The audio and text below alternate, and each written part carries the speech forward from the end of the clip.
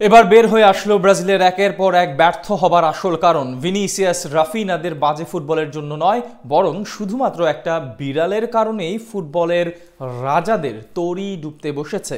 শুনতে অদ্ভুত লাগলেও এমনটাই সত্যি। শুধুমাত্র একটা বিড়ালের জন্য হলুদ জার্সি গায়ে দিলে নিজেদের স্বাভাবিক খেলাটা ভুলে যান রাফিনা ভিনিসিয়াসরা। সেলেসাওদের ব্যর্থতার বাকি গল্প নিয়ে বিস্তারিত জানবো রিপোর্টে। প্রতিপক্ষের ডিফেন্ডারদের যথারীতি নাকানি চুবানি খাইয়ে কিছুদিন আগে লা লিগাতে এমনই এক দুর্দান্ত গোল করেছিলেন ভিনিসিয়াস। শুধু এই একটা গোলই নয়, শেষ দুই মৌসুম ধরে স্প্যানিশ জায়ান্টরা ভিনিসিয়াস নামের নক্ষত্রের ঝলকানিতেই আলোকিত।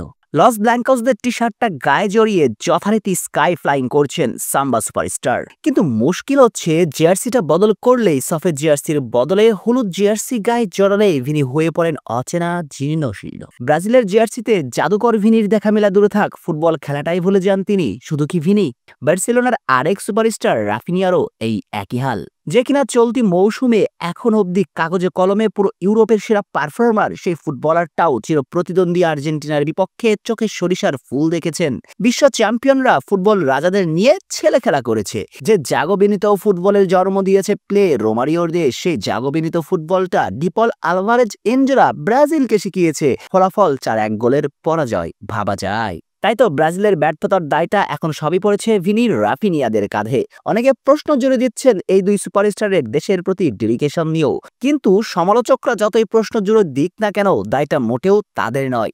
বরং অনেকে দেখছেন সেলেসাওদের ব্যর্থতার নঙ্গরে ভেসে বেড়ানোর দায়টা চাপিয়ে দিচ্ছেন একটা বিড়ালের কাঁধে। শুনতে অবাক লাগলেও এমনটাই সত্য। একটা বিড়ালের কারণেই নাকি ব্রাজিলের তরি ডুবতে বসেছে। ঘটনা কাতার বিশ্বকাপ চলাকালের ব্রাজিল বনাম ক্রোয়েশিয়া ম্যাচের আগের দিন সংবাদ সম্মেলনে কথা বলতে আসবেন ব্রাজিল কোচ। ঠিক তখন সেলেসাওদের মিডিয়া ম্যানেজার বিড়ালের সঙ্গে এক অনাকাঙ্ক্ষিত ঘটনা ঘটান। সংবাদ সম্মেলন শুরুর ঠিক পরে একটা বিড়াল লাফ দিয়ে সামনে রাখা টেবিলের উপর উঠে বসে। পরে ব্রাজিল দলের মিডিয়া ম্যানেজার বিড়ালটির ঘাড় ধরে টেবিলের সামনে ছুঁড়ে মারেন। বিখ্যাত গণমাধ্যম ESPN সেই ছবি এবং ভিডিও টুইটারে প্রকাশ করে। সে ভিডিওটা মুহূর্তেই সবার হাতে হাতে ছড়িয়েও পড়ে।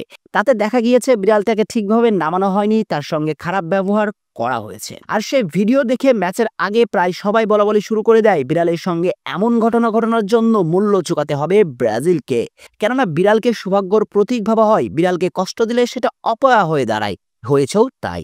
ঘটনা এখানে শেষ নয়, বরং এরপর থেকে আর ঘুরেই দাঁড়াতে পারেনি ফুটবলের রাজারা।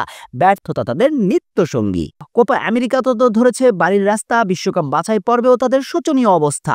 শেষমেশ আর্জেন্টিনার বিপক্ষেও দেখতে হলো এমন হার। বিড়ালের সঙ্গে এমন অনাকাঙ্ক্ষিত ঘটনা ঘটানোর পর ব্রাজিল ফুটবল কতটা খেয়ে হারিয়েছে সেটা স্পষ্ট করার জন্য সংখ্যাতত্ত্বের এই হিসেবে আরো ফুটিয়ে তোলা যায়। কাতার বিশ্বকাপের পরে ব্রাজিল এখন পর্যন্ত খেলেছে 27 ম্যাচ। এই 27 ম্যাচের মাঝে জয় পেয়েছে মোটেই 10টিতে, হার দেখেছে 7টি, 9টি করেছে ড্র। অর্থাৎ স্পষ্ট, বিড়ালের সঙ্গে এমন করার কারণে ব্রাজিল ফুটবল তলিয়ে যাচ্ছে।